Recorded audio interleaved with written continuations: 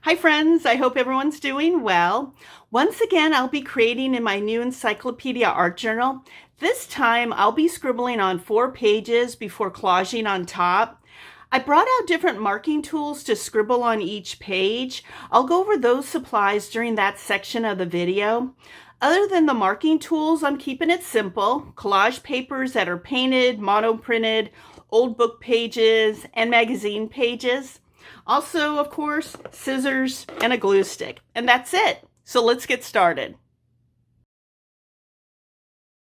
Before I start scribbling, I want to point out that I put paper on the previous page and behind the page we'll be working on. I want to make sure that all the scribble marks will be on this page. It's an optional step, but one that I like to do. So let's talk about supplies. I brought out colored pencils to use to scribble on the page. The colors we have are from Arteza. I believe that's how you pronounce the brand name. This is Purple Iris. These other 4 are Prismacolor pencils. And we have Lilac, Light Cerulean Blue, Chartreuse, and Peacock Blue.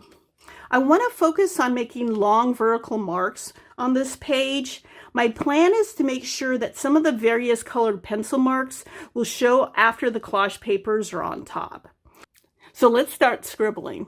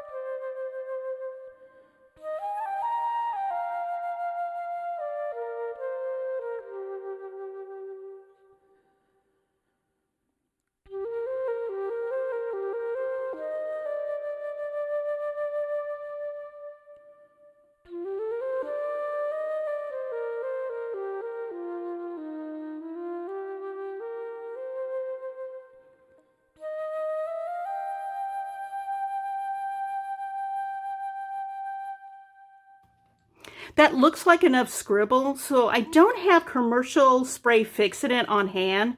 So what I'm going to do is use hairspray to seal the pencil marks to avoid smudging. It's a good alternative to use in a journal, but if the artwork is to sell or to display, I would use a commercial brand varnish or fixative. So what I do is just lightly spray the surface in long motions like this.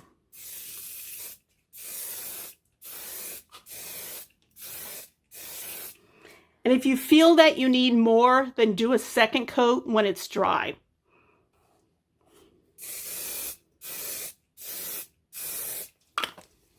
I'm going to let the hairspray dry, then we'll start collaging. My design idea is to collage the paper in a horizontal orientation. Since the scribbles are vertical, I'm being mindful of leaving enough of the scribbled ground showing while creating a cohesive collage.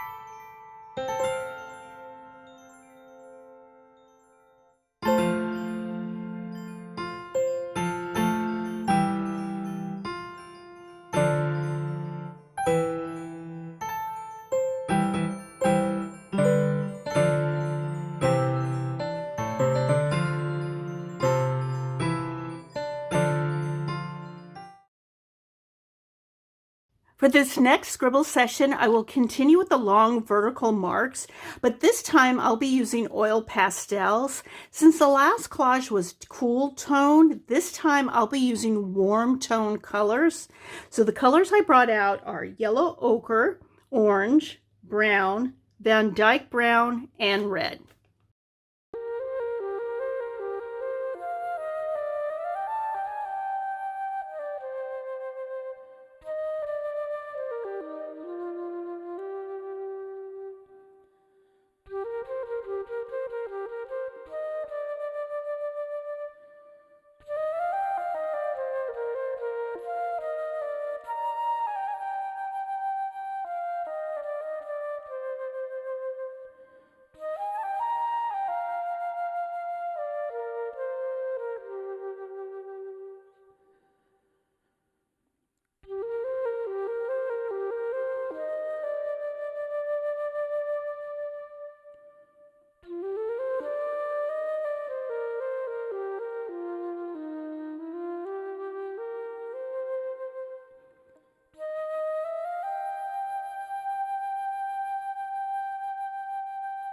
The scribbles look good, so once again, I'll be using hairspray to seal the oil pastels.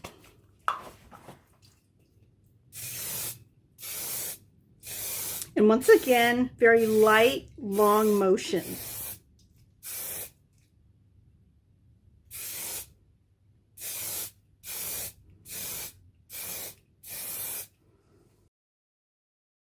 This scribble ground reads dark to me, so I want to start by adding light value papers. I defaulted to my go-to composition, the cruciform, for this collage.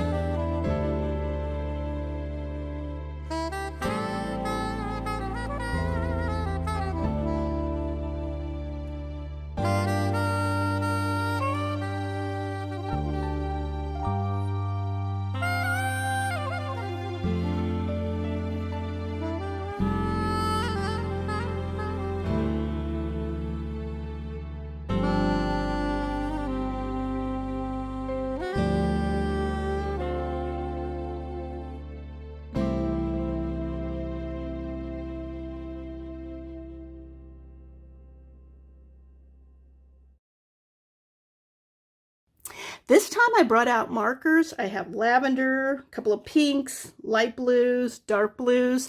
I'm not sure if I'll be using all these markers, but I want to have options.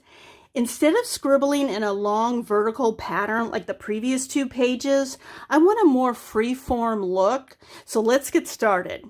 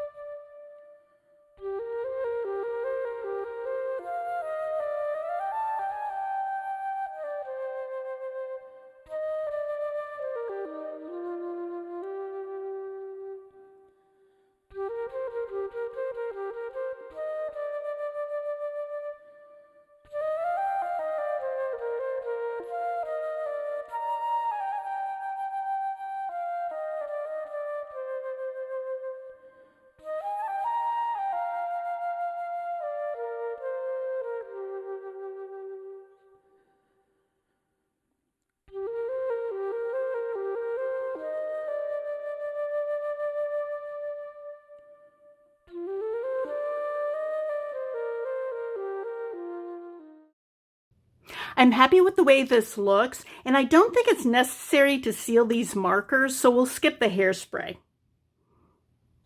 There's a lot going on with this ground, dare I say chaotic looking. My thought is to calm it down with a bit of geometric elements. I'm thinking mostly free-form shapes.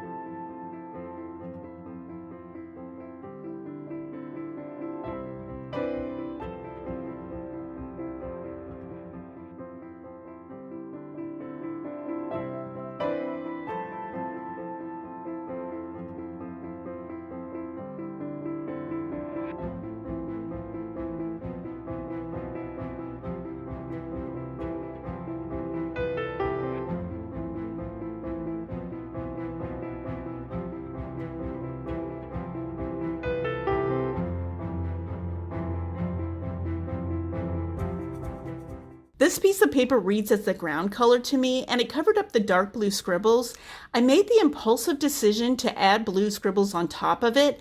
These marks added a good detail to the light paper.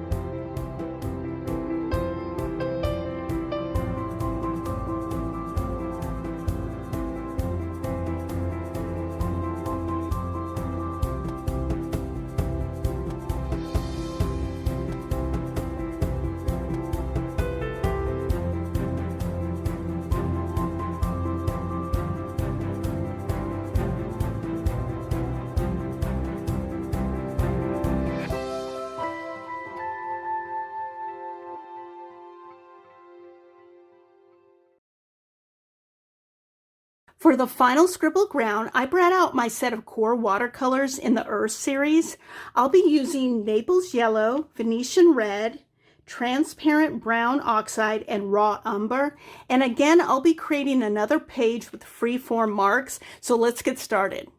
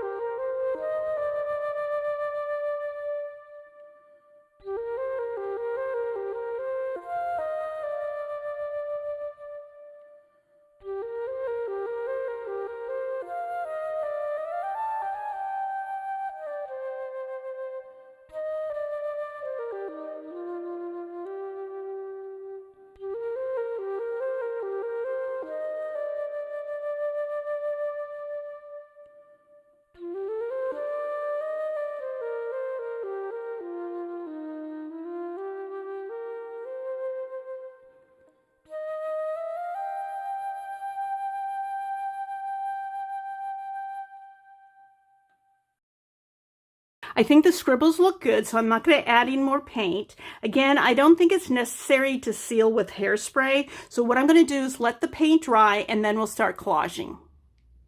After the paint dried, I took another look at the ground and decided there wasn't enough contrast.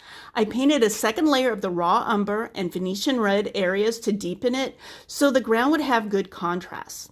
Also, this is another chaotic looking ground, so I'm not planning on using too many collage papers that have busy patterns.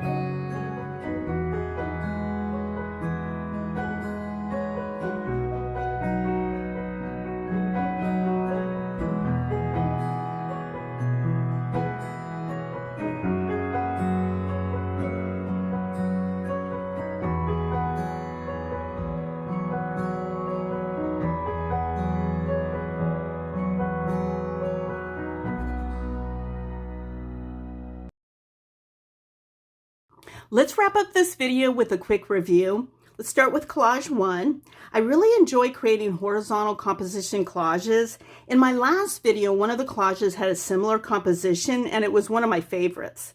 I feel that this collage achieved a good balance between the collage section and the scribbled ground. It looks cohesive to me. This collage has a very busy ground. I had to be mindful of the papers that I used so there would be enough balance and contrast. It helped to add light and dark teal papers. Another very busy ground. I think that using mostly freeform shapes with solid or lightly patterned papers helped to tone down the ground a bit.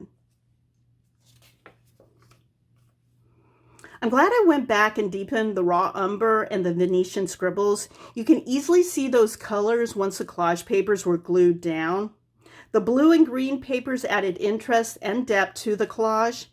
I'm glad that I left this section of the ground showing through. It added a nice detail. This series of collages was challenging for me. Creating collages on top of busy grounds wasn't easy, but it strengthened my creative muscle. As I mentioned in previous videos, creating outside our comfort zones help us to grow as artists. I hope you enjoyed this video. I appreciate you taking time out of your day to watch it. Please let me know if you have any questions. Take care.